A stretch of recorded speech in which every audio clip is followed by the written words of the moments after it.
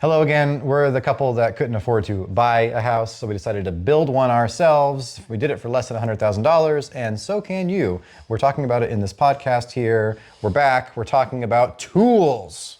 Yes, so in part one of this episode, we talked all about tools that you're going to need for doing your groundwork and some special tools for thinking about the foundation itself. So now in part two, what we're going to talk about is framing tools. And we're going to start with talking about the essential things that you need when it comes to framing. And then we're going to break it down into some other categories. All right. Thing number one, get you a bunch of these. These are called carpenter pencils. They're great because they're flat, which means if you put them on a sloped surface, like if you're on a roof or whatever, they're not going to go anywhere. They won't roll away. You sharpen them with regular utility knife. It's great for just marking lumber, measurements, making notes to yourself on various things. Overall ubiquitous tool. We used it pretty much throughout the whole process of this whole house build. Yes, so getting lots of carpenter's pencils. Number one, yeah. You're going to have to take some notes, and you're going to need some pencils that aren't going to run away from you. With this is tape measures. There's lots of different kinds of tape measures. Get different kinds. You might want to have a little small tape measure for small things. You might want to have like a big long one for measuring longer distances. They come in like 15 feet, 25 feet, 30 feet. Foot. Go ahead and expend a little bit more money and get the nicer quality ones, because the length where it can extend before it collapses is going to be really convenient for you, and you'll save a lot of frustration in the long haul. And definitely don't buy the cheapest tape measure, because it can also cut you. Cheap tape measures are crappy. They're very, very thin, and they cut you. We both of us have sliced our fingers on the little thin, cheap ones. And if you think a paper cut is bad, you haven't felt nothing. Yeah. Okay. Until you get cut by a tape measure. So tape measures, and you're going to lose them. You're going to left around. You just want to have a few tape measures that you can use. And if you're building a multi-level place like us, get one for each level, and also one to have outside. And one on your tool belt. Which is another essential thing to have. At least for me, I like having things on me where I'm not always walking back and forth to get stuff. So you want to have a tool belt. In that tool belt, you can have like these pencils. You can have your tape measure. You have the square, which is actually a triangle. Carpenter square is a triangle. Or speed squares. I think that's a brand that makes the squares. But that's for making your straight lines, so that way you know where to cut. And also, we'll probably talk about this when we talk about like actually cutting and framing. But speed squares help you cut at angles. So the more you can get familiar with your speed square, the better. You can use it for trigonometry. Yeah, because you'll have to do a little bit.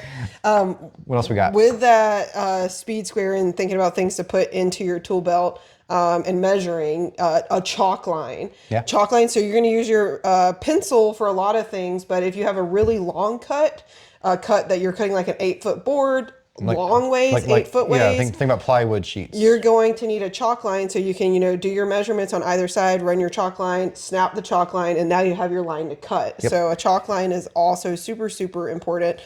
Yep. Nick also mentioned utility knives or razor blades, right? Having a bunch of those is essential to have, because there's always something you're cutting up, cutting off, cutting open.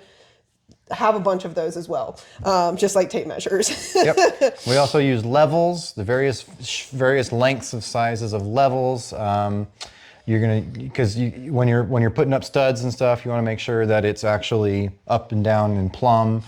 Yeah, and with levels, right? You want, again, various sizes, because if you're doing like plumbing, there's a specific plumbing level to help you make sure that your lines are at the right slope. But if you're doing a 2x4 wall, and that 2x4 wall is 8 foot, you could use your level that you use for plumbing, but you want to make sure that it's plumb over a large distance. So you want like a 4-foot level. Yeah, we used the smaller level like once, and like we thought the board was okay, and then we checked it on a different spot, and then it wasn't okay, and then we had to get the longer level to be like, okay, what's the aggregate? Because 2x4, like lumber is not perfect. No. It's not straight. So the longer your level is, the more accurate it'll be for the whole piece that you're that you're checking. Also with doing flooring, you want to take out any high spots in your subfloor. We'll talk about that a lot later, but we used levels for that. Levels. The shower pan, I used levels. Levels to make sure it's sloped. The retaining wall. Levels. You need to make sure those blocks are perfectly And with the level. retaining wall, right, we were using the 4-foot level when we were looking at multiple bricks, but we were also using our small, like 1-foot level per brick. Yep. So yes, levels. And then also we mentioned in our last section, importance of having laser levels, especially like a survey type level to survey the land, but also a self-leveling level so that you can make sure like you're putting your tile in a straight line. Yeah, or good point. All making sure all of your windows are in the same line. You can put it on a tripod and see the laser across everything and have that one plumb line. We did that for our countertops. We can do that for light switches. Another way you can get all of your light switches at the exact same level is a storyboard. Okay. Storyboards are super cool. Favorite things. I was like, oh, how can I make like a template that everything's at the same level? And my dad was like, well, I think I heard of this thing called a storyboard. He's a metal building maker, so he doesn't build like with wood. So he was learning all of these things with us when he helped us. But a storyboard essentially is you take a 2x4 and you put little shelves on that 2x4 at the height that you want something, right? So I had like one 2x4 and I had all of our lower outlets on one level and then all of our light switches at the top level. Yep. So a storyboard is basically just like a template that you can use to mark with your carpenter's pencil on your studs where you're going to attach your electrical boxes, your light switches, and the like. So that's a really important one. What else we got in here? Okay, so bigger things that are not going to go in your tool belt, but you have to have at your job site because they will save time and energy and everything. Sawhorses.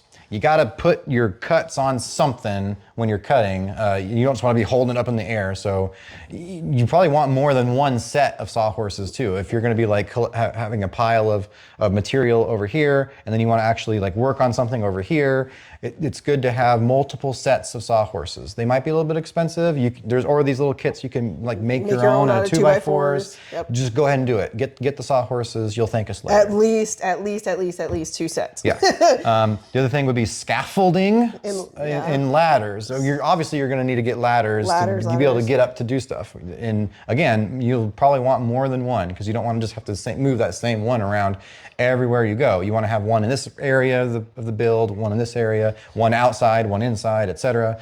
Scaffolding. Scaffolding for us was a necessary thing because inside our roof is 14'3". If you go to the far edge, from the outside to the peak of the roof, which we had to like sheath with metal and put a roof on and the trim outside on, of the house.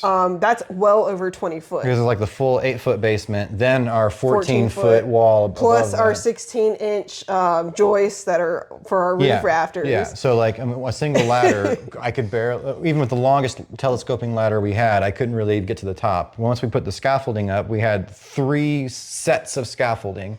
And we barely could reach. It was like 12 feet tall or whatever. And then I was like on my tippy toes trying to get to the very peak of the roof. Scaffolding is not cheap. It's pretty expensive. I mean, over $100 per set. Luckily, again, that was another thing that we were able to borrow 2 sets and only buy the 3rd set for the top rung.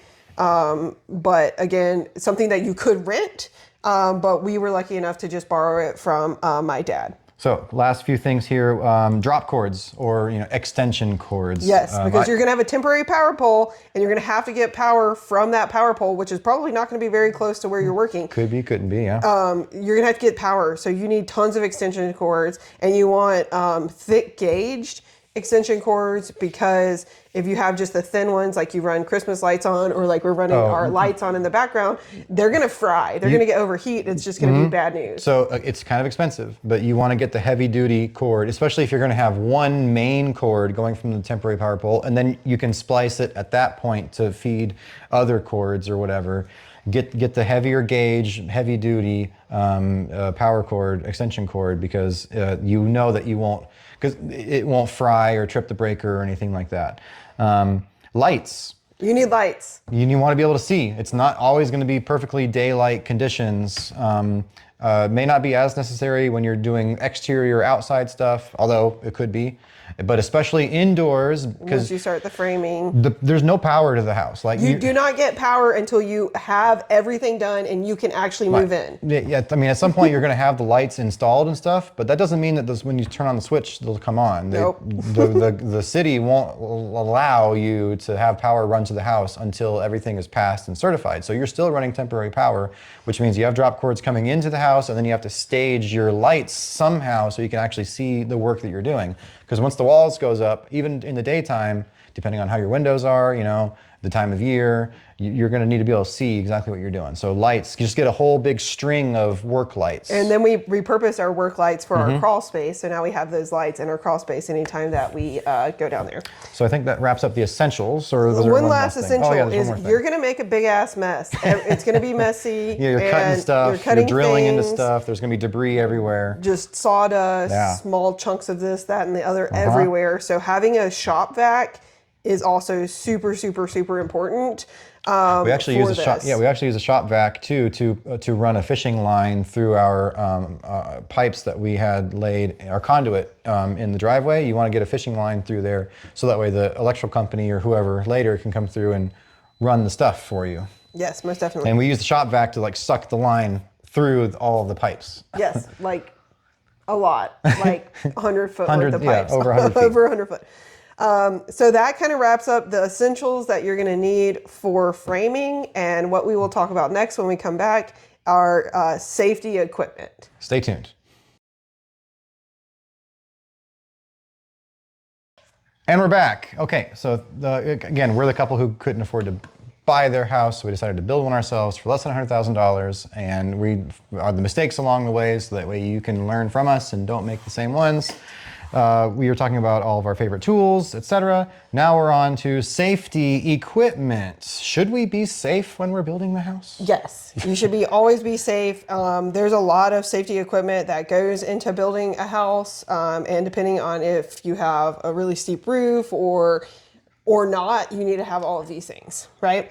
So the first thing is hard hat. Lots of things fall from the sky all the time in a job site. Especially if there's people up on scaffolds and you're walking underneath, at any point a tool or something could fall and it might hit you. So it's always a good idea to have a hard hat. Yes, good to have a hard hat. We were in some tight spaces in the crawl space or up on scaffolds and hitting our heads on the rafters and stuff. Hiking up the ladder and hitting your head on rafters is not fun. Yeah, so or hitting your head on the actual scaffolding itself too. That's metal. happened. So protecting your head, get a hard hat. Okay. They're not that expensive, so don't make excuses. Next is protecting your eyeballs. So getting some goggles or some type of safety glasses, super important. Everything you cut is going to come flying into your face. Oh, you cannot cut. I mean, there's the squinty method, but that's not, don't do that. Put the glasses on. When you're cutting wood, you're using glasses, period, end of story. Yes, so you're protecting your head, you're protecting your eyes, and then next we're protecting our ears. So you want to have earplugs and earmuffs, and you want to have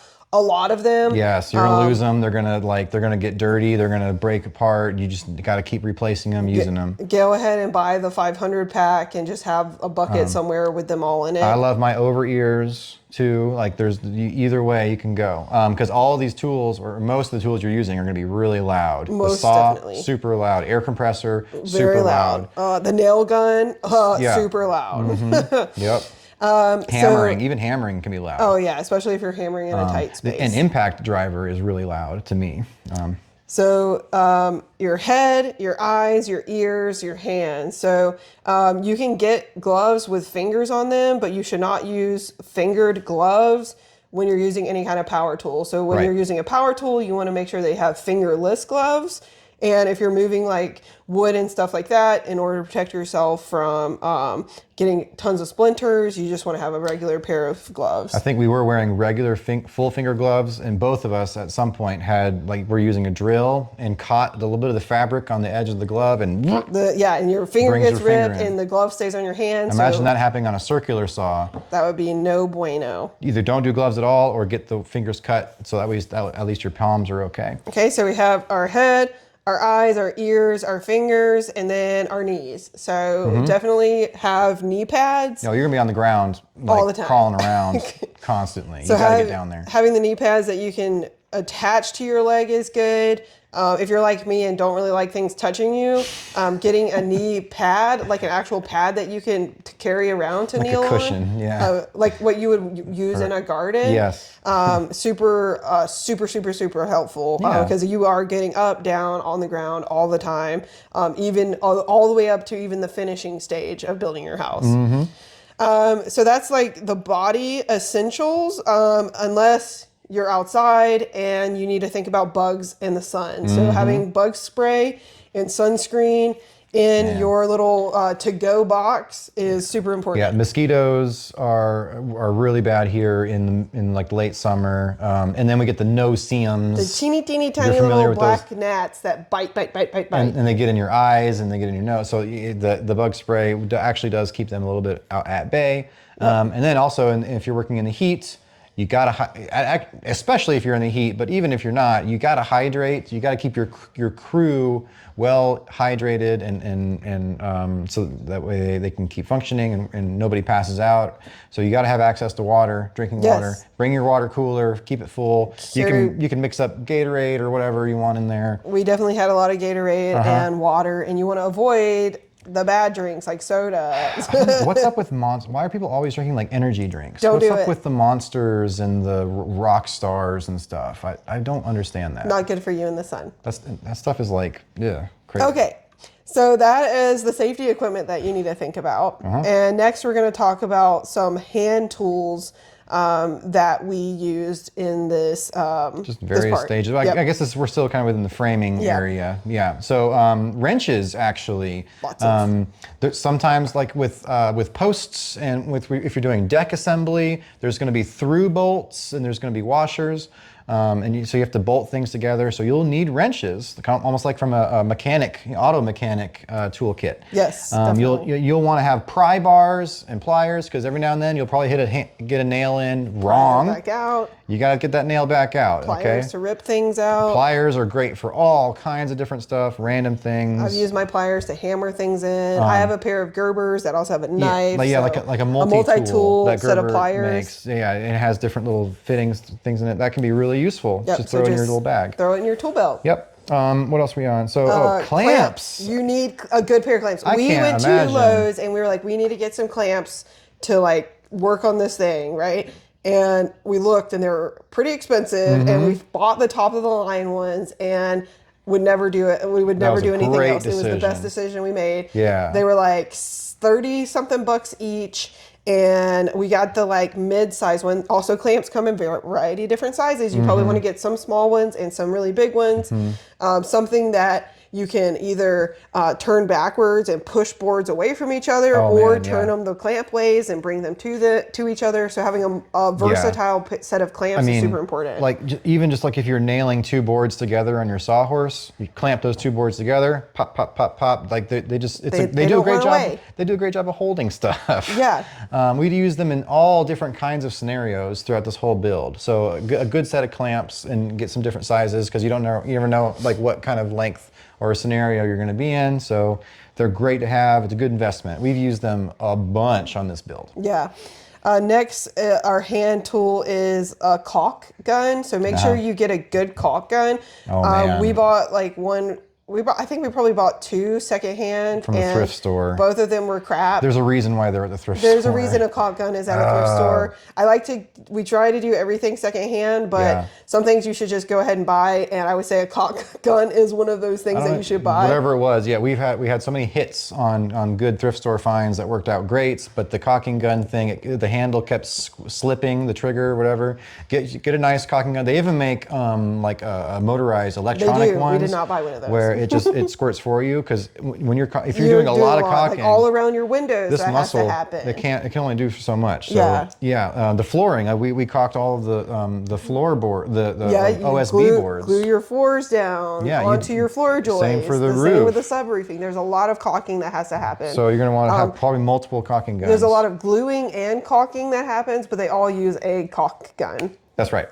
So those are our hand tools. And when we come back, we'll talk a little bit more about some power tools that you're going to need for the framing. Fun stuff. Welcome back. We are talking all about our favorite tools in this podcast. And in this next section, we're going to talk a little bit more about framing tools that we really like. And specifically, we're going to talk about power tools and pneumatic tools in this section. So when you go to build a house, you're going to need a lot of different saws. We started with talking about chainsaws and hand saws, but there's even more saws out there that you are going to need for your project. Oh, the one that we use the most by far is going to be your battery-powered circular saw. We loved our Makita. That's what we went with. We love Makita. Sponsor us, Makita. Shout out to Makita, because that circular saw is still doing great. Yes, Makita tools are really great. My dad is a diehard DeWalt fan, but both of them worked on our house and built this house. Right. So just get in each brand or whatever has their own batteries and charging whatever. So get the same stuff. But circular saw. Circular saw. You can and the portable ones are great because you can move them around. You can take them up on the roof. You don't always have to have the power cord handy at every moment. So what is it called? Battery powered circular saw is great. Yeah. We did have both. Well, actually, on our job site at any given time, we had our Makita circular saw, my dad's DeWalt circular saw, and one that was plugged in that we just left where our sawhorse cutting table was. Yep. So having multiple ones is really, really helpful. Yeah, just make cuts around. Everybody's gonna be making cuts and stuff. Depending on how big your crew is, if you have multiple people doing multiple things, everyone's gonna want to have their own saw probably. Table saw is a good thing to have. This is the table saw is the blade that comes up from below. That's good for making really long cuts on a piece of board. So sometimes we had a 2x4 and we needed it to be a little bit skinnier to fit in a specific area or whatever. Just run that along the whole length. It's great for cutting plywood. You can shove the whole plywood sheet around it. We actually made our own table saw using our circular saw, and we drilled our circular saw to the bottom of a table we made, and just fix it. We made our own table saw, and it worked, which is again why it's so great to have so many circular saws. Although it is hella dangerous, we definitely could have chopped our hand off. Yes. Because there's no safety net. If you get a professional, if you buy the professional table saw, it'll have some kind of safety stopping mechanism and extra guards. So buy your own. A caveat there on that. At buyer beware, or user beware if you DIY. Yep. So another good tool to have is what we call a miter saw, or a chop saw. Other term, it could also be called a chop saw. This is it's has its own base, and the saw is up and it swivels down to make a cut. It's going to make a straight cut every single time. And it can also swivel at an angle. So if you want to go up to a 45 degree, some even go up to 55 degrees to make a what's called a miter cut. That miter saw is going to be perfect for that. Yeah, so you can turn it this way, and you could also turn it this way. Yeah, they make the compounds tilting. Tilt. Yeah, and some of them are bigger than others. Some can cut up to a 2x6. Some can cut up to a 2x8, or maybe even a 2x10. I think ours did 8 inches. Yeah. So getting a bigger one is good because our stair treads are 12 inches long. 2x12s. And so we had to cut those with our circular saw instead of our table or our chop saw. Yep. So getting a bigger chop saw is better for your project. Other miscellaneous saws we use that were power tools, the reciprocating saw, aka that has the one blade, the Sawzall, which is a brand that makes reciprocating saw. That's kind of like a hack saw that it moves back and forth, and you can get it up into narrow areas. It's good for cutting pieces of stuff off that's already attached to something, or cutting your PVC pipe when you're doing your plumbing. Yeah, right. We'll talk about that in a minute. Yep. Another good tool that we used in various places was called a jigsaw. Gotta use it to turn corners. It has a really skinny, narrow blade, and so it can cut really good radiuses. And if you're trying to make a big hole or a square cut in the middle of something, you can start with your regular circular saw to make the bigger cuts, and then the little jigsaw can just do the fine work to make those corners nice and clean. Yes, and we use the jigsaw to cut out all of our boards that have our can lights in them. So all of our ceiling boards were cut with our jigsaw. It does a great job of making that radius cut. That circle cut. Yep. We'll just keep doing this. Yeah, it's true. We did that like I don't know, like 40 times. We have like 36 lights, I think, in our ceiling. So we did a lot of cutting. So that's a lot of our saws that we use that were power tools. Now let's get into the other fun stuff, which are drills. So you might think, oh, there's one drill out there, but actually there's not. There are lots of different drills. And even within the same drill type, do you want brushless or do you want just the regular standard stuff? Yes, brushless drills are better because the mechanisms don't rub against each other, and so they're less likely to overheat and burn up. Yep. We actually got in our original Makita set a brushless and a non-brushless standard drill, and I caught the non-brushless one on fire. I literally burned it. It literally burned up while I was using it to put the boards down on our porch. That's when we were doing the decking boards for the porch. You have to screw. She was just going zoom, zoom, zoom, zoom, zoom, zoom, zoom, and just kept heating up. The next thing I know, it's smoking, and then it's like flames coming out of it.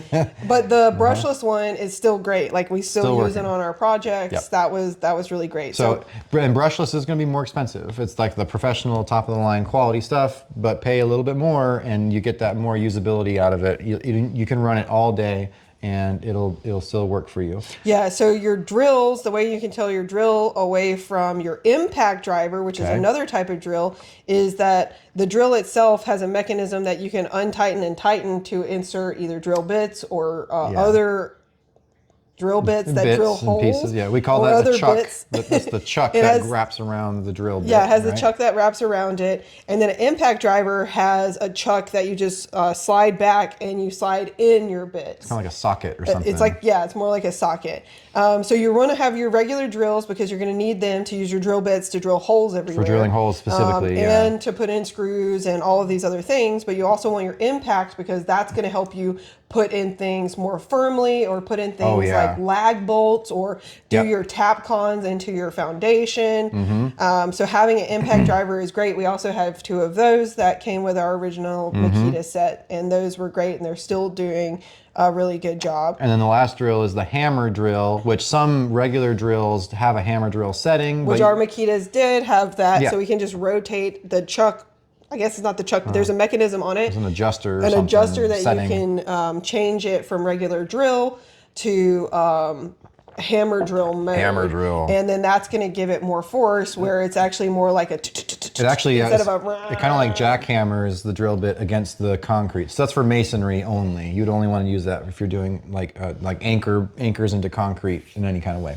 Yeah, so with all of these drills, in order to actually use them, you're going to need a hell of a lot of bits. So you're going to need drill bits. So again, drill bits are just the ones that have the little blades on them that make holes in things. For drilling holes. And you're also going to need a ton of bits like star head, Phillips head, square, flat head. I mean, we probably use more than that. There's a couple of Allen wrench things that we did, hex heads. But the star is most common because that's what most decking screws use. Phillips head is your drywall screws. Square head is going to be for things like electrical components, like electrical boxes or little outlet boxes and stuff. Flat heads are going to be for your wall plate covers on your outlets. And again, there's not going to be like one flathead size or one Phillips head. No, you need all of them, and you need a lot of all of them because they're going to break. We break them all the time. Get you that big bundle that has all of them in it and have multiples of each one because they're either going to break, you're going to drop them in the dirt or in the gravel and lose them. So they're not going to be that expensive. You just be aware that you're going to be going through lots of bits throughout the process. And I would also say having like a good storage system for your bits is super important. We have like a lot of boxes that the bits come in, and we were always losing things here, there, and the other. And eventually we just got like a big cardboard box that we put all of the boxes in, and then we would just throw any kind of loose bits in there. And you would just dig through the box to find the bits. Organization. Yeah, I mean, we should do a whole video on organization. Lots of lessons learned about organizational tips. And being well organized is important. And having a place to store your tools that's separate from your work site is very very, very, very important. And then with that is also communicating with whoever you're building with, if you're not doing it absolutely by yourself. Yes. Communication is very good. A couple more power tools to finish this out. That we did actually use pretty much from day one when we were doing the very first stage of the framing. When you put out your floor joists, is the planer. Yep. You can get a corded or a cordless planer. There's just the regular hand tool planer that like woodworking people use. Yeah, because again, the wood that you get is it's going to have what's called a crown on it, right? So one edge is going to some of them didn't, and I would say that's like the vast like minority of boards, so like the smallest amount. Almost all of them will have a crown. All of them have some kind of crown on it. And if you're using them for your floor, and your roof, right? Like you need them to be perfectly flat. Yeah. And using the planer is how you get them perfectly flat. Yep. In conjunction with either using your laser level or using your 4-foot level to make sure that you're planing in the right space. I think we also might have even used the surveying tool on the floor joist to see where the high spots might have been. Yes. But in the big 6 foot or 4 foot or 8 foot bubble level is good. There was some spots, I remember exactly where they are in our floor plan where we had to really plane a lot out to make it work. Yep. So that was a great tool to use, especially early on. And we ended up using it for other things later in the build project as well. Yeah, and then going hand in hand with a planer. So a planer is going to take off bigger chunks of wood. Yeah. And I guess I kind of hesitate to call them chunks. It has an adjustment too, but it's like shavings. Slivers, shavings. Yeah. And then with that, there's also the sander that's going to help you do the smaller grain finishing of those parts that you either planed or smaller grain finishes of anything like our kitchen island here where we sanded the corners of it. So it's not like hitting a hard wall. So having a good sander is important. Having different types of sanders. So we have a hand sander, and then we had like a really large rotating sander. So it's called a belt sander is the big one, and then there's also little smaller like circular ones called an orbital sander. Yes, and we borrowed that from our neighbor. He had one, and that was really, really helpful because we just had the hand one and the other. You can also just get sheets of sandpaper and do it the old-fashioned way. For some small spots. Yeah, which we did in our stairwell when we fixed the bulkhead where you walk down the stairs. So that's story for another day. Story for another day. So that's the end of our like power tools that you're gonna need. And next we're going to go into pneumatic tools. And when it comes to pneumatic tools, pneumatic just means air. So in order to use a pneumatic tool, you need a air compressor. Yes. And actually, everybody was like, you need a big air compressor. You need this huge air compressor. Yeah, you need like 300-gallon air compressor or whatever. We bought the OG like pancake one. Pancake, that's right. And I think it's like 5 gallon. It's maybe 3 or 4 gallon size air compressor. It's small. It's less than 10 gallons. Like you can pick it up and carry it around pretty easily. Yeah, and we got the one, it's DeWalt? Craftsman.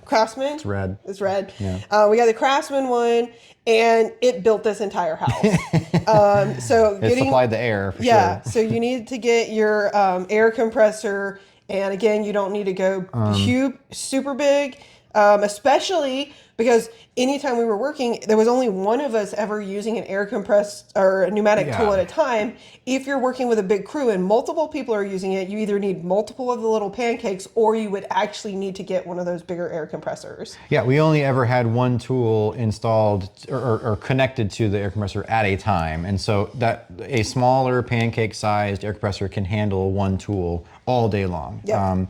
The only time we really started dragging on it was, I think, when we were doing when we were doing the ceiling board, the plywood for the ceilings. I was going kind of fast. I was going pop, pop, pop, pop, pop, pop, pop with my framing nailer, which is going to be another tool we're going to talk about. And if I do it if you do like so many in a row, you will start to outpace what your air compressor can do. Yep. But that was like maybe one time that it ever got even close. Yeah, so you have your air compressor, and the air does not just Wi-Fi to your tool.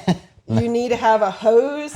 Yeah. To attach to your air compressor and to your pneumatic tool. Probably hoses, plural, because like depending on where your air compressor is and where you're working, you might need to go a little bit of ways. So get a good amount of hose length, and you can connect multiple hoses together to make a longer distance run. So just get some air hose for that, and also the little oil stuff you put in the air nozzle when you connect it to keep everything lubricated really nicely. Yeah, so all air tools will have an end that plugs into the hose, and that end needs to have oil put in it every single time you use it in order to keep your tool functioning.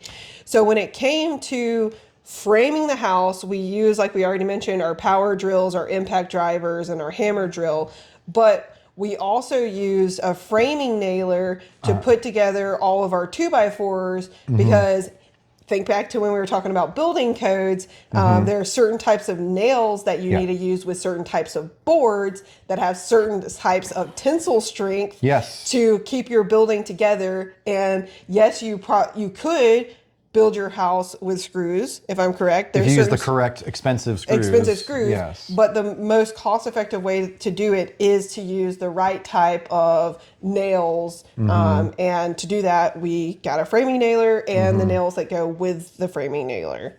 I couldn't have said it better myself. Yeah, and also when it comes to framing nailers, there's all kinds of framing nailers. And there's all kinds of nails and nail types. There's different angles of how you load it. There's the circular packs or there's the straight packs. So you need to know what tool you have. We had, it's right on the tip of my tongue, what brand? Oh, it was German, huh?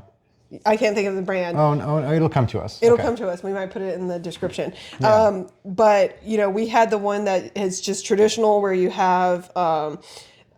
where you load the nails, but they also have some that I think it was like a 33-degree angle. Yeah, a 33-degree angle. They also have some that have like a larger, almost like semi-automatic style where you just have like a large bunch of nails together. There's all kinds of nail guns out there. We also looked at one time at the nail guns that you can either plug a battery into or you can get like a CO2 cartridge to use. So they're like wireless tools. But again, cordless. So what worked best for us was using the air compressor with a framing nailer. Yeah, I mean, it's the tried and true method since, I don't know, the 70s or 80s, whenever that technology became really popular. Before that, people were using a hammer and nail for every single thing. Because we did that, and it was horrible. And you can hit your thumb, and you can, there's all bad things. But, that framing nailer was really cool. It's big. It's pretty heavy. It can pack a punch. And it's loud, so you need your loud. earplugs.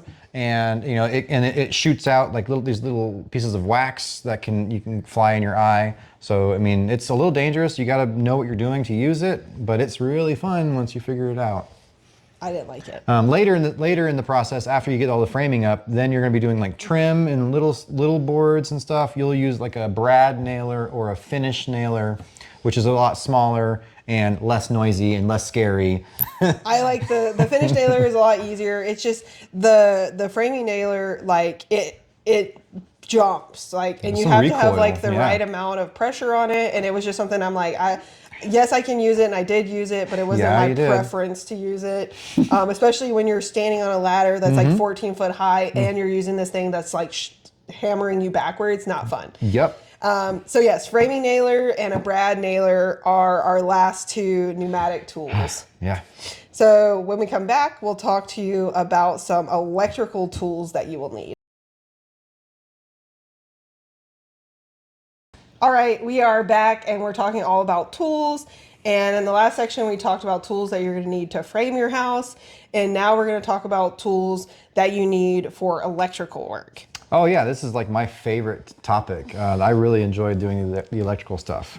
Of course, the most standard thing you can get is some wire strippers. This is what you use to take the insulation off of the copper wire. Because you need to do that a lot, by the way. To make your connections, or when you're connecting wires together. So wire strippers are essential. My favorite tool, and the tool that I actually purchased, is a pair of linemans. And a pair of linemans is like this big set of pliers. that is pretty robust. Yeah. And it has, you can cut the wires no matter what size. I mean, eventually the sizes get too big to cut. You can cut some pretty thick ones. Some pretty thick wires, so you can cut them, and you can use them to hammer the staples in that you have to put up for every bit of wiring you put in. You have to staple everything everywhere. Yeah. It's really good for taking wires and twisting them together, because you're going to have to do a lot of twisting of wires in your outlet boxes and in your switch boxes. Yep.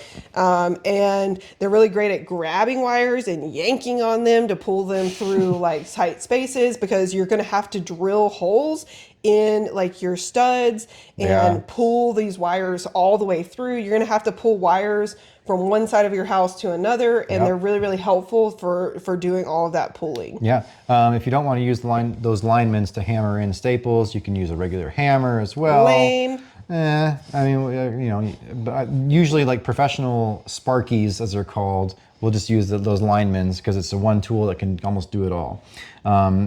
Screwdrivers, of course, just like before, you're going to need to just be screwing in stuff with electrical boxes and stuff. So yeah. So when it comes to electrical, you can use a drill, but you're going to want to set it on its like very lowest, like lightest setting, so that you don't ruin electrical boxes and outlets and things like that. So it's really good to just avoid that altogether and just get a set of really good screwdrivers. Yeah, it's just like a handheld screwdriver. Yeah, because that way you have more control. You're not going to strip anything, and you know that the torque won't be too crazy. Because you can actually, with a power drill, you can squish the copper into oblivion and completely ruin your connection. Yeah, and with those screwdrivers, just like with your drill bits, you're going to want square heads, Phillip head, flat heads. Yeah, so like electrical boxes you'll have your different buses. There's the ground bus, and there's the neutral bus, and then there's different things.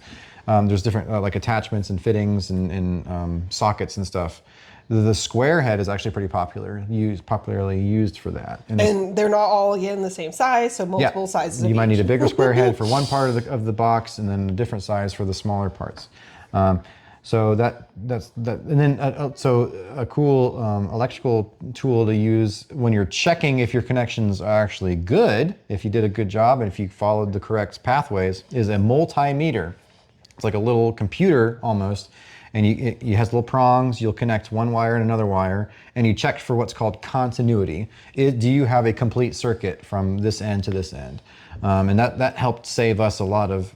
Well, I mean, we used it a lot when we were troubleshooting, when we tried to find out, did something get connected incorrectly somewhere? That multimeter is a good diagnostic tool to use. Yes, and it helped us on the light that we already introduced that we almost burned our house down with. It helped us diagnose that we had run the wires incorrectly, and actually helped us figure out how to rerun them to make the light itself work. Okay, and the last tool that we use for electrical would be the fishing wire or fishing tape. If you have conduits, you want to run something through it first, then you like tie your wire to it, and then you pull it all the way through that conduit. In our basement, we use a lot of conduit to get from to get the wires to our boxes. We put the boxes on the block wall. We didn't finish out with drywall or anything, so we have just we have a conduit coming down to the electrical box. So we had to run our wire through all that. Yeah, and we already also mentioned running wire from our house up our driveway and using that fishing wire to pull through. And then, so we had to like suck the wire itself through, and then we had to tie it to the electrical components, the big wires from the power pole, and then pull that back through. Our power company folks they did that for us. I actually they wanted me to get the fishing line in there first, so we had to do that first with our shop vac and suck it through and all that. Then they were able to pull their huge gauge service wires through. Yep. So that covers all the electrical then, right? Yeah, so that's all the big things for electrical tools. Not a lot there for that, but you're going to use those tools a lot. Yeah. And also I guess we should put on here that you need a razor blade, because again, you're going to be cutting all of that sheathing off. Stripping the Romex stuff. Anytime that you run a wire through a conduit, it needs to be a naked wire. Yeah. Okay, so when we come back, we are going to talk to you about plumbing tools. All right. Hello, we are back and we're talking all about tools. And in our last section, we talked a little bit about the electrical tools that we use. My favorite stuff, the electrical, yeah. Yep, and so now we're going to talk about plumbing tools, which I feel like is my favorite part of this project.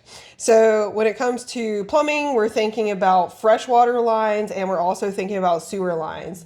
So for our freshwater lines, we used PEX pipes. And for our sewer lines, we use just regular Schedule 40 PVC. That's right.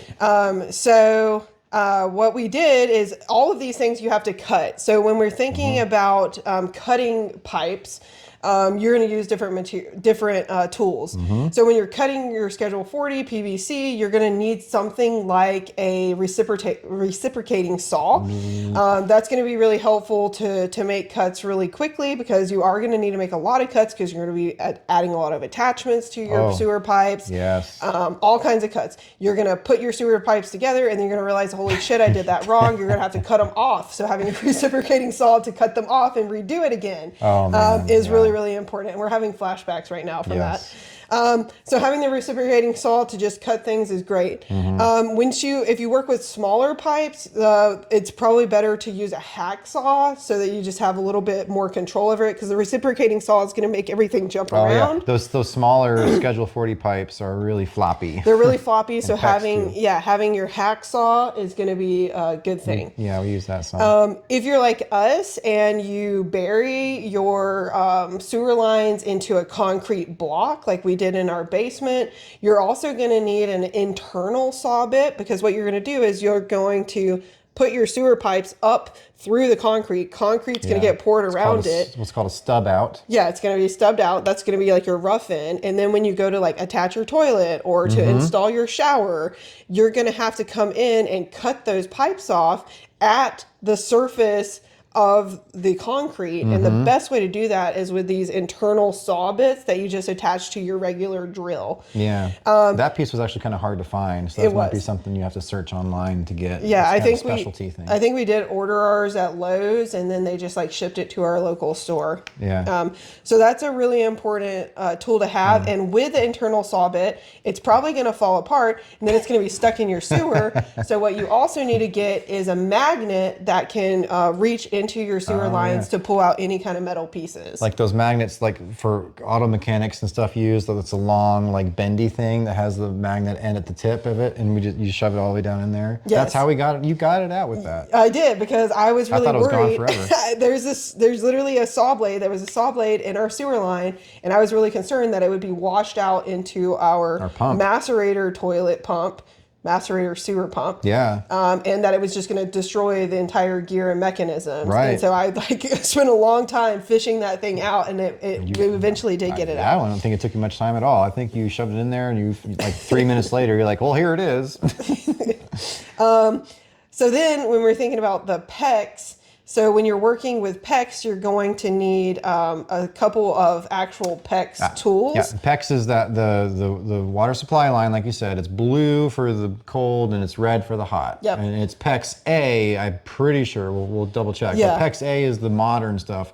Some older homes use PEX B, and you can still buy it at the store, but don't get confused. You don't want to get that stuff. Yeah, make sure you get the right type of PEX if you do get PEX, and we will talk about that when we talk about plumbing in, who knows, like a month or two in our podcast. There. So with PEX, there's a specific PEX crimp tool. So when you're putting your PEX pipes together, instead of gluing them together like you would do your Schedule 40, there are these copper bands that you can put around different it's a connectors, and you just crimp them on, right? So you have a tool that crimps these couplers together. Or coupling. Okay? Is it coupler or coupling? Couplings. I think there's an internet argument about that. So you're going to use this crimp tool to make sure all of your pipes are connected, all of the fittings are connected.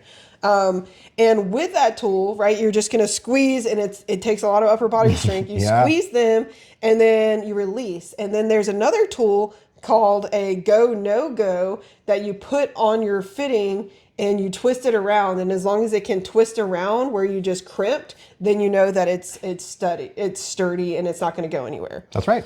And it's really important for all of your plumbing that everything is together, because you're either going to have to fill it all up with water and it's going to have to hold water for your inspection, or you're going to be like us and fill it up with 80 pounds of pressure, and you need to make sure it doesn't blow apart. And because that supply line is going to hold water pressure constantly and forever. And usually it's going to be like behind a wall, or it's going to be in your crawl space, or it's going to be somewhere where you don't want water leaking. And so if the crimp didn't get sealed all the way around, it might be fine at first, but then later, maybe a year down the line, 2 years down the line, it might start leaking, and then you have water coming all over in your house or whatever, and you don't want that problem to happen. No. So just take 3 seconds to check with the key after you crimp to make sure it's good. Yeah, and I checked every single one of them. I did them all. They all were checked. That was your mission.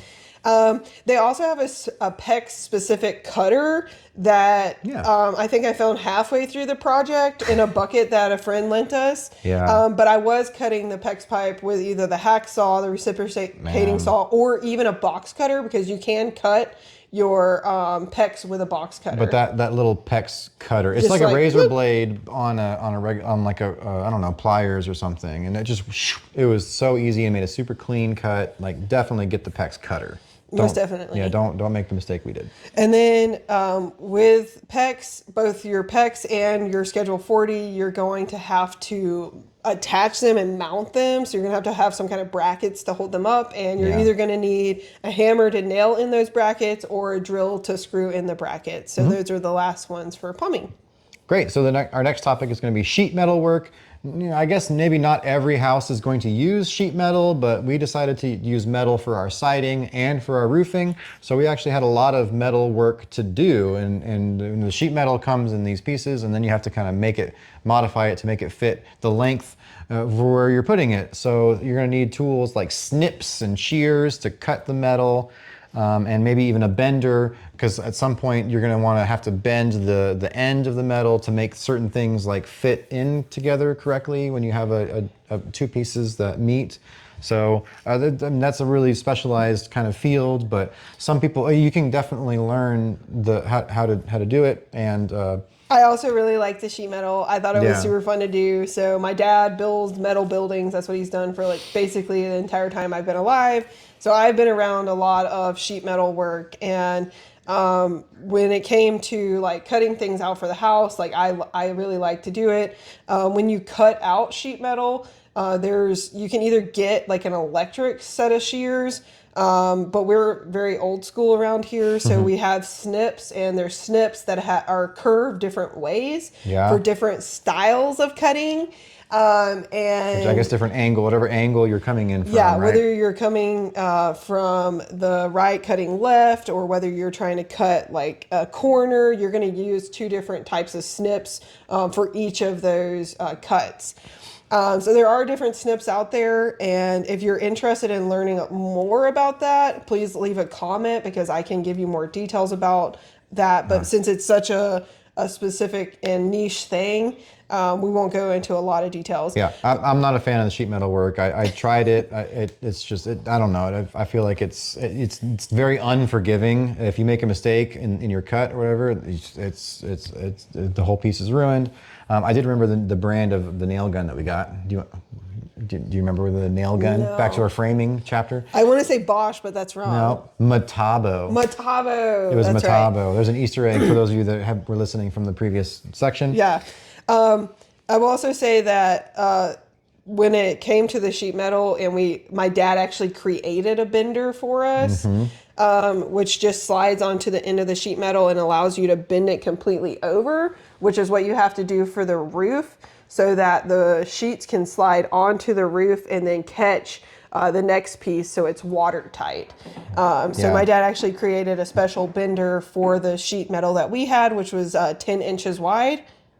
That sounds about right. The siding was, I don't remember exactly how wide the roofing panels were. I think it was 10 inches. We're going to go with 10 inches. So he created that one for us. Another one that we use is, after you use the bender, you'll also need a pair of duckbill pliers to squeeze that joint together.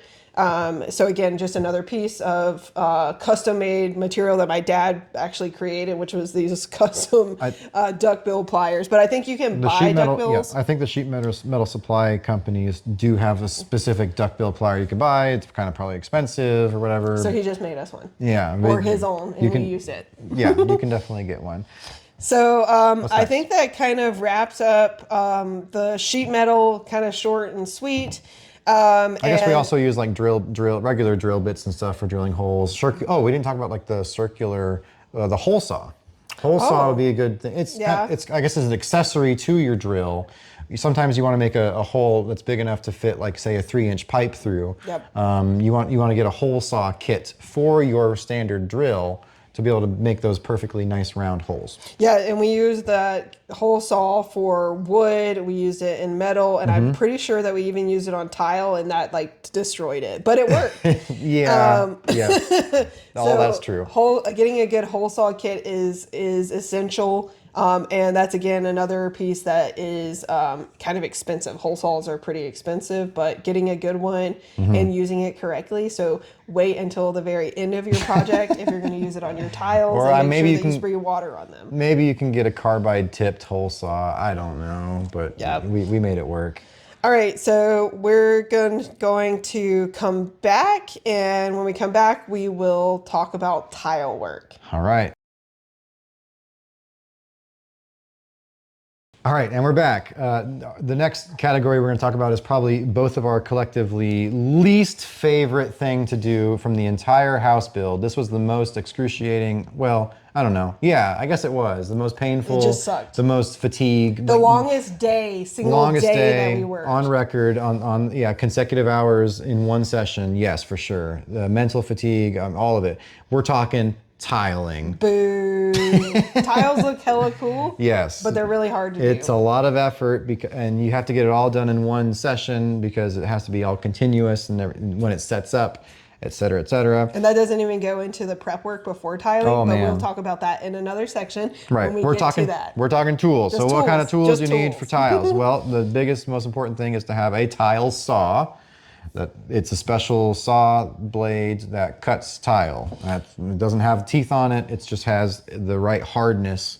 It's harder than the tiles. And when you get blades for it, you need to know what type of tile you are using. Is it ceramic tile? Is it glass tile? Oh, yeah. Because you do need to get a different blade for that. We did both, actually. And when it comes to the tile saw, when you go to do tiling, you're gonna want to have running water on your site because the tile saw will have a connection for your hose pipe because it needs running water and it's generating a lot of heat, so it needs running water to cool down the cut as it's cutting the tiles a lot of friction. And then also there's a lot of dust, and the water can help keep the dust down, but it's very messy. The water is going to be spilling everywhere. If you want to spend some extra money, they make these super fancy saw cutting tables that has the whole reservoir bucket, and it keeps all of the mess contained.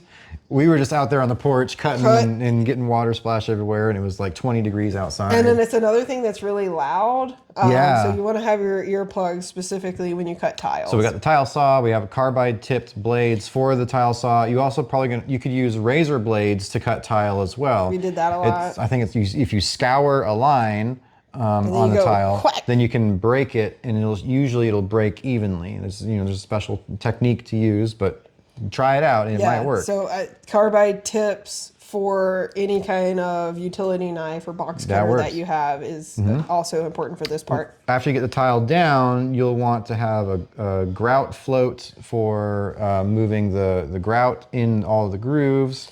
We forgot the trowel. The trowel, yeah. We need trowels. You need they make different trowels for different sizes of tile, but you want a trowel when you're spreading out your mortar mix. So that's another tool you'll have. Yeah. Then it's the grout float. After that, when the tile's down and you're doing the grout. Getting a good grout float is really important. When you broke, I think we went two or three of them. Yeah. Because we did a lot of tiling. Our floors and all of the top floor, besides our bedroom, are tiled. Yeah. We have a backsplash that's tiled. We have 2 huge bathroom shower spaces that are tiled. Yep. So we did a lot of tiling. And we went through a lot of grout floats. So just get the good grout float. And my advice is look at the grout float. And if it's a piece of flat metal that's glued to the grout float itself, probably not the best bet. Come apart. Like look for one that's like more robust so that they don't fall apart. Spend a little bit extra money on that tool, I would recommend. And then you'll want to have multiple sponges. They make anywhere in any tile section, you'll also see the big sponges. You're going to use those for the cleanup, and it's an important part of the grouting stage because you don't want to have too much grout like curing everywhere. You want to clean up all the excess grout. So you'll need the sponge. You'll need buckets of water. You'll continually be rinsing them out, wringing them out. You need running water at this stage, whether it's lots of water. Whether it's just an outside hydrant like we had, you need water.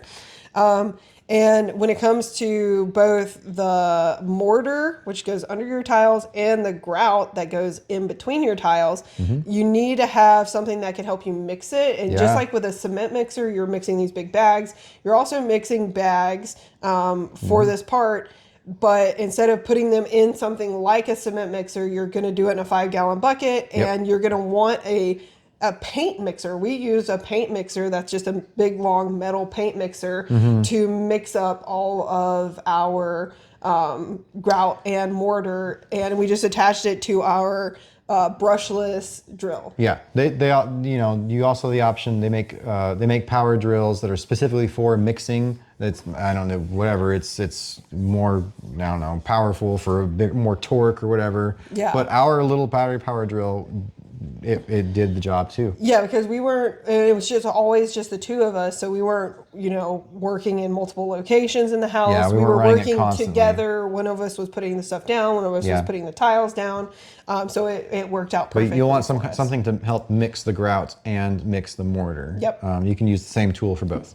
And buckets. Lots of buckets. You need lots of buckets. Just get a lot of buckets. Buckets are great. And if you don't want to buy buckets from like your local hardware store because they're getting really, really expensive, go to like a local restaurant and ask them if they have like pickle buckets because we eventually did that, and I have a ton of buckets now that I'm planting plants in. There's a barbecue restaurant that gives pickles in these big old 5-gallon buckets. So we have smelly pickle buckets that we use for just outdoor random stuff. Yeah, so somebody in your neighborhood has free buckets. Okay, so that is the tile work tools that you need. And our last thing is finishing. So we've talked a lot about basically everything on our finishing list, but we're just going to kind of go over those things a little bit just so we don't try not to skip anything. We're trying to be as cumulative as we can. Yep.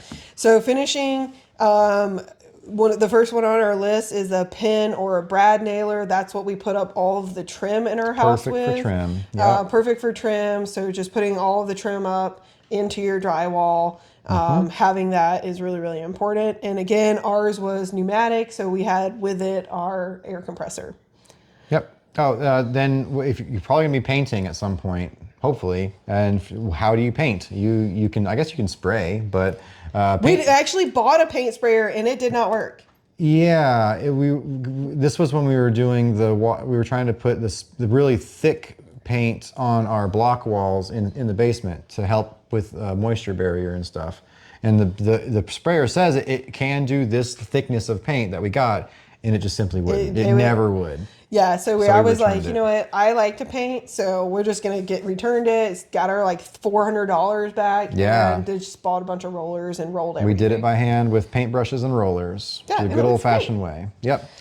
So you also need various trowels again. So if you're thinking about, if you wait to the finishing stage to do like all of your tiling, you're going to need all of the trowels we mentioned before in the tiling section. Yep.